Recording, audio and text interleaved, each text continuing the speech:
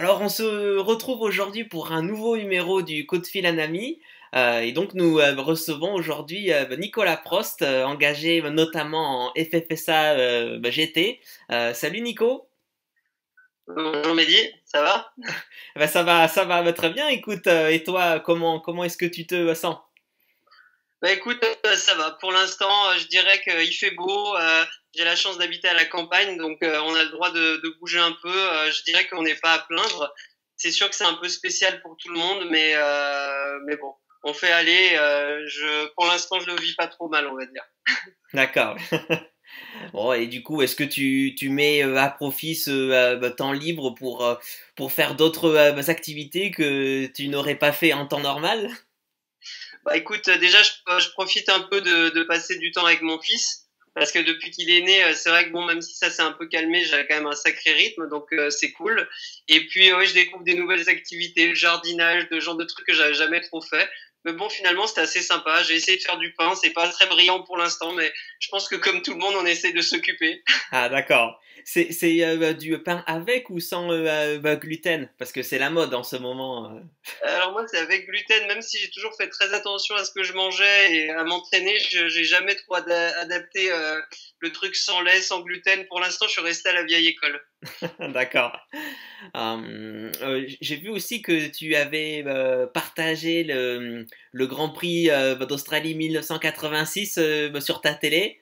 Ça te permet de revoir les exploits de ton père, Alain? Ouais, de revoir, même de voir, parce que je crois qu'en fait cette course, je l'avais jamais regardée en entier. J'avais dû, bon déjà j'étais beaucoup trop petit quand elle s'est passée. En plus, elle devait être à 4 heures du mat, donc voilà. Et puis en fait, je l'avais jamais vue en entier.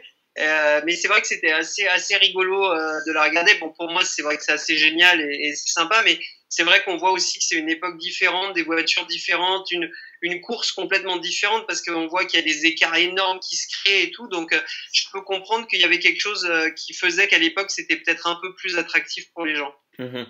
Et est-ce que du coup tu te remets aussi à regarder des archives personnelles sur ta carrière sportive? Non, pas de moi. Je regarde rarement des courses de moi, à part si c'est vraiment pour apprendre quelque chose juste après. C'est pas quelque chose que j'aime particulièrement faire. Non, justement, je préfère regarder d'autres courses que j'ai pas vues ou des choses différentes. Mais pour l'instant, j'ai pas non plus énormément de temps pour ça. J'arrive à m'occuper différemment. D'accord. Est-ce que on a vu récemment sur ton Instagram le nouveau casque pour ta saison prochaine?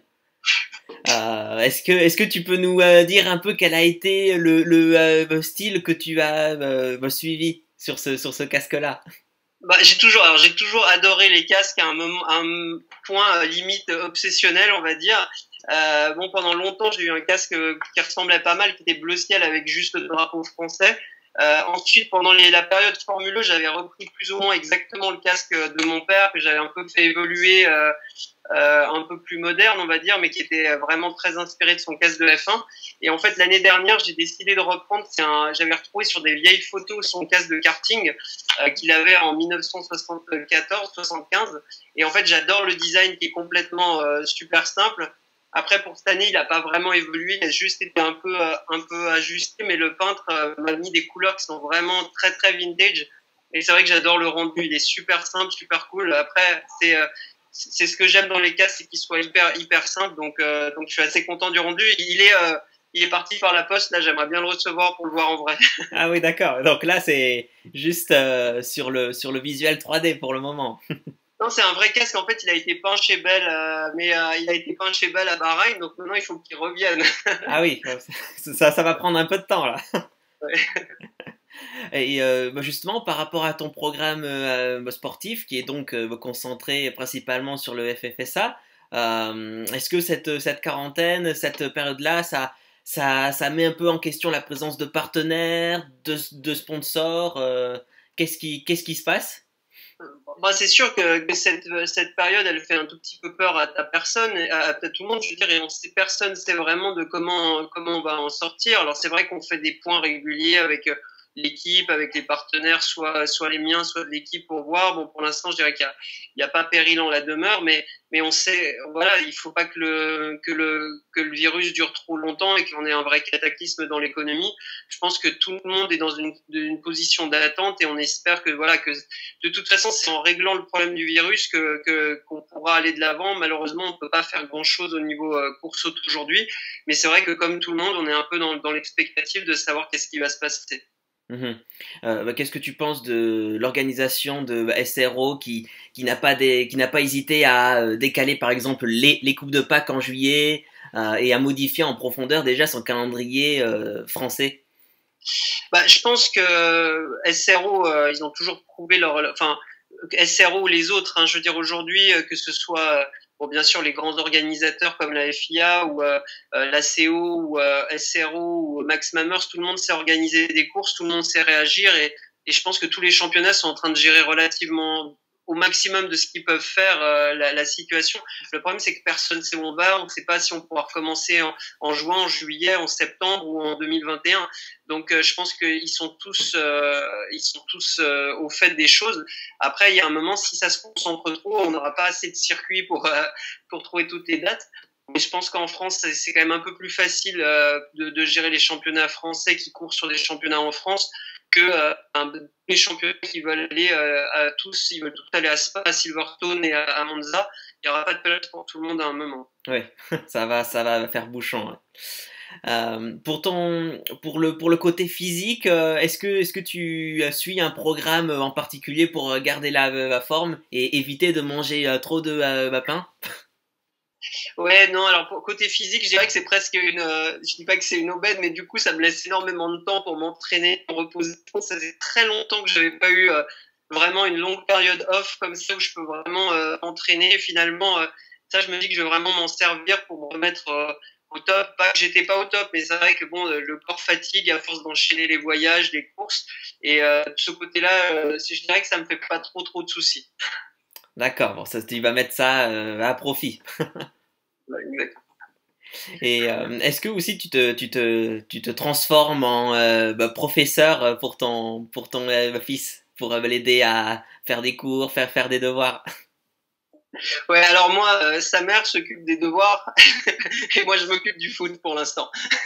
Ah, d'accord. Mais non, ça va, on fait tous les deux. Après, non, pour être plus sérieux, c'est moi qui lui fais faire les maths et c'est ma femme qui lui fait faire le reste des devoirs. Après, il a quand même 4 ans, donc pour l'instant les devoirs ça va. Et pour l'instant son truc c'est les 7 familles, donc je joue énormément aux 7 familles. Ah oui, d'accord. Et ce sont cette famille, c'est un jeu spécial Formule 1, course auto ou basique? Non, c'est vraiment cette famille basique avec des boulangers, des poissonniers, des jardiniers, un truc tout à fait normal. Ah d'accord, ouais, parce qu'en fait on pourrait peut-être lancer un jeu des cette famille sport auto, hein, la famille Prost, Piquet, Mansell. C'est vrai, c'est une bonne idée. On pourra en parler. Ouais, on verra. Et enfin, est-ce que tu as un message à faire passer en particulier à tes fans et à et à tes suiveurs en cette période? Non, je pense que ça va pas être très original, mais je pense que tout le monde doit prendre soin de soi. Prendre soin de soi, c'est aussi prendre soin de ses proches, de sa famille. Moi, je connais quand même pas mal de personnes, notamment du sport auto, qui ont été touchées par le virus, notamment en Italie où on sait que ça a été beaucoup plus difficile, en tout cas aujourd'hui et voilà, c'est pas, je pense qu'on l'a tous pris un peu à la légère au départ. Et en fait, les gens touchés, notamment des personnes qui sont peut-être pas en pleine forme, c'est quand même assez violent. Donc voilà, malheureusement, c'est comme ça. Faut faire attention, rester chez soi, même si on doit sortir, faire attention et voilà. Et on aura tout le temps de faire du sport auto après. Oui, tu as raison. Bon, le message est passé, donc on va te laisser jouer ou plutôt faire réviser à ton fils, hein. Merci. Bon. Et du coup, à très vite sur sur les circuits du FFSA. J'étais Nicolas. C'est gentil. Bonne journée à tous et bonne santé. Allez.